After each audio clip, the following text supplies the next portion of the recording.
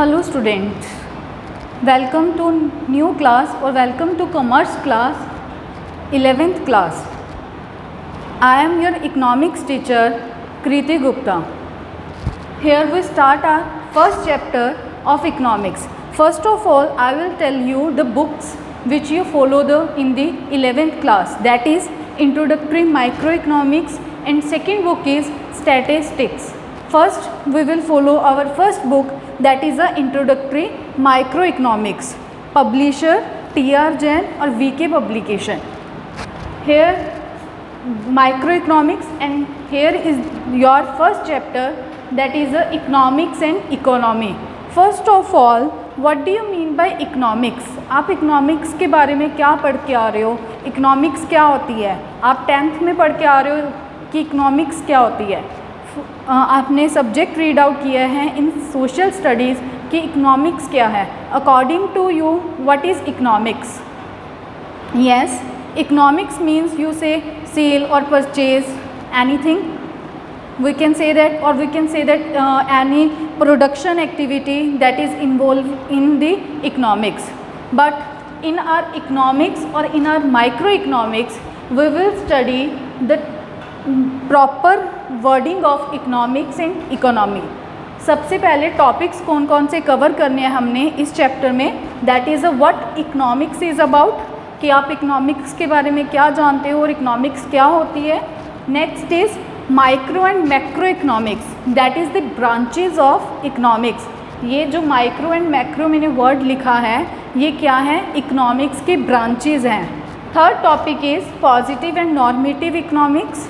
Fourth topic is economy, and fifth topic से is type of economy. ये हमने 5 के 5 टॉपिक्स इस चैप्टर में हमने क्या करने हैं? कवर करने हैं.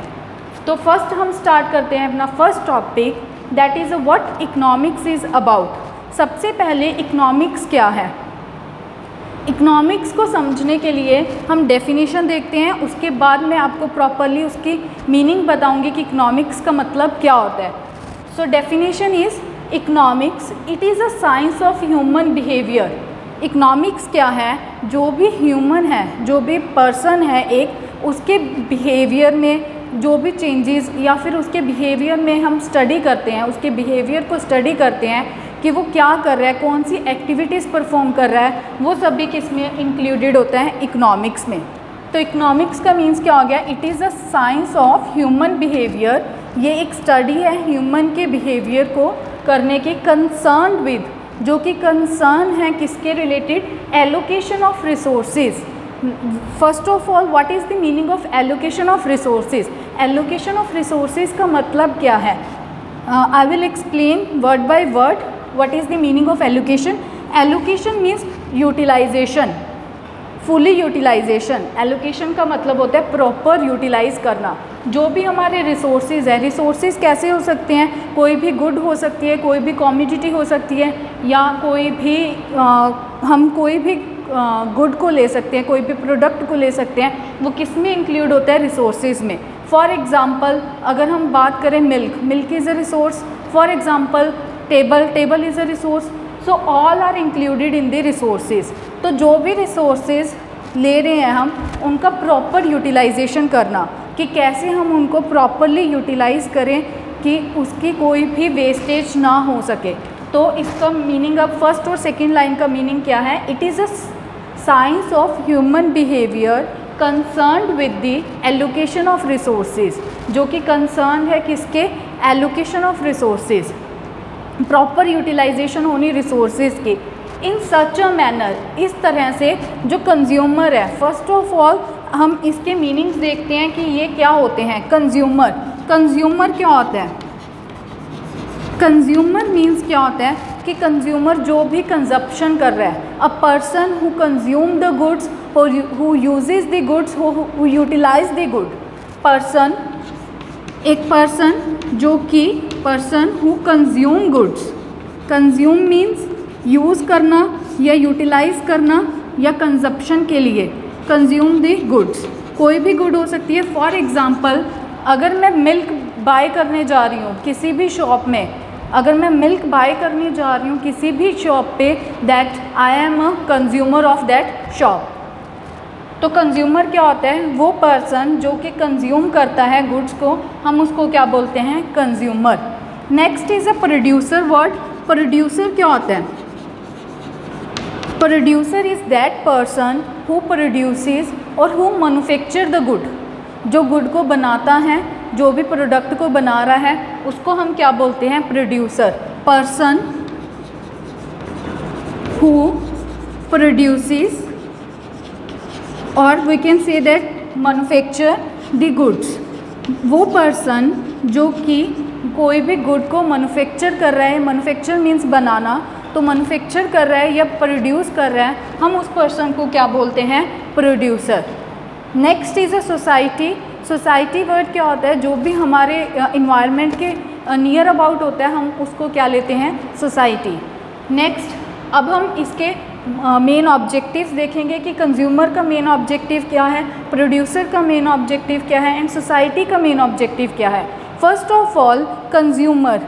अगर हम बात करें कंज्यूमर, फॉर एग्ज़ाम्पल मैंने आपको एग्ज़ाम्पल दी थी कि अगर मैं मिल्क बाय करने जा रही हूँ किसी भी शॉप में, तो मैं मिल्क को बाय कर रही हूँ, तो कंज्यूमर क्या, मैं क्या चाहूँगी कि मेरे को ज़्यादा से ज़्यादा क्या हो, जो भी मैं प्रोडक्ट ले रही हूँ, प्रोडक्ट कंज्यूम कर रही हूँ, उससे ज़्यादा से ज़्यादा क्या हो, मेरे को सेटिस्फेक्शन हो। तो कंज्यूमर का मेन मोटिव क्या होगा? मैक्सिमाइज हिज और her satisfaction. Next is a producer. Producer का मेन मोटिव क्या होगा या मेन उसका ऑब्जेक्टिव क्या होगा? प्रोड्यूसर का मैक्सिमम क्या होना चाहिए? प्रॉफिट होना चाहिए। तो प्रोड्यूसर का मेन मोटिव क्या होगा? प्रॉफिट अर्न करना, ज़्यादा से ज़्यादा वो प्रोडक्ट सेल करेगा कि जिससे उसको क्या हो, ज़्यादा से ज़्यादा प्रॉफिट हो। Next is a society. तो सोसाइटी का मेन मोटिव क्या होगा? Social welfare. सोसाइटी क्या चाहेगी? ज़्यादा से ज़्यादा सोशल वेलफेयर हो। Now social welfare means near about environment है जो, वो प्रॉपरली वर्क करे और प्रॉपरली रहे। This is the proper definition of economics. Now I conclude the definition of economics, that is it is a science of human behaviour concerned with the allocation of resources in such a manner that consumer maximize satisfaction, producer maximize profit and society maximize social welfare। तो economics की definition I think आपको clear हो चुकी है कि economics का मतलब क्या होता है और इकोनॉमिक्स में जो कंज्यूमर, प्रोड्यूसर और सोसाइटी होते हैं, इनके क्या क्या मेन मोटिव्स होते हैं।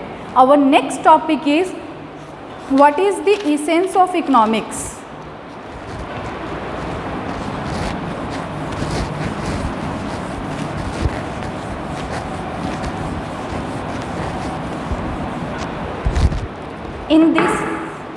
In this topic, the subtopic is what essence of economics. Essence means need of economics, we say that, or we say that features of economics। अब हम इकोनॉमिक्स क्यों रीड कर रहे हैं, नीड क्यों पड़ी हमें इकोनॉमिक्स को रीड करने की? तो देखो ये 2 रीज़न्स हैं जो हमें इकोनॉमिक्स को पढ़ने की क्या पड़ी, नीड पड़ी। अब नीड क्यों हुई इकोनॉमिक्स को पढ़ने की? First is a scarcity and second is choice। Now we explain that topics। So here is the need of economics, कि हमें इकोनॉमिक्स की क्यों नीड पड़ी। जो हम इकोनॉमिक्स पढ़ रहे हैं, जो इकोनॉमिक्स सब्जेक्ट हम रीड कर रहे हैं, उसमें हमें इकोनॉमिक्स क्यों रीड करनी पड़ रही है। तो need of economics is first is scarcity and second is a choice. Scarcity means क्या होता है? Limited resources. Scarcity means limited और शॉर्टेज ऑफ रिसोर्सेज। जब हमें क्या होता है, हमारे पास जो रिसोर्सेज हैं, रिसोर्सेज मैंने अभी बताया आपको, रिसोर्सेज कौन से होते हैं? जो भी प्रोडक्ट हम की बात करें, मिल्क की बात कर लें, टेबल की बात करें, all that are included in the resources. तो जब भी स्कार्सिटी का मतलब क्या हुआ? जब भी लिमिटेड रिसोर्सेज हमारे पास अवेलेबल होते हैं, उनके कारण हमें इकोनॉमिक्स में क्या क्या प्रॉब्लम्स आ रही हैं, क्या क्या फेस कर रहे हैं हम प्रॉब्लम, उसके कारण हमें क्या है, इकोनॉमिक्स की नीड हुई कि हमें इकोनॉमिक्स को रीड करना पड़ा। तो first main condition is that scarcity. Scarcity scarcity के कारण हमें इकोनॉमिक्स को पढ़ने की ज़रूरत पड़ी। Next is a choice. जो भी हमारे पास रिसोर्सेज हैं, जितने भी हमारे पास रिसोर्सेज हैं, हम रिसोर्सेज में से उनके अल्टरनेटिव यूजेस होते हैं। फॉर एग्ज़ाम्पल, मैं आपको एग्ज़ाम्पल से समझा रही हूँ इसका meaning. Example is milk. Milk की बात करें, मिल्क इज़ अ रिसोर्स। तो जो मिल्क है वो हमारे पास लिमिटेड है। हमें पता है मिल्क जो है हमारे पास, सपोज करो हमारे पास मिल्क है 1 लीटर, तो 1 लीटर क्या है, लिमिटेशन, और we can say that shortage. तो हमारे पास जो रिसोर्सेज हैं वो क्या है, लिमिटेड हैं। जब हम रिसोर्सेज की बात करते हैं, रिसोर्सेज के अल्टरनेटिव यूजेस हैं। अब मिल्क की बात करें, मिल्क में क्या है, फर्स्ट यूज़ मिल्क का फॉर ड्रिंकिंग कर सकते हैं, राइट। नेक्स्ट हम किसके लिए यूज़ कर सकते हैं, फॉर मेकिंग द कॉफ़ी, और फॉर मेकिंग कर्ड, कॉफ़ी।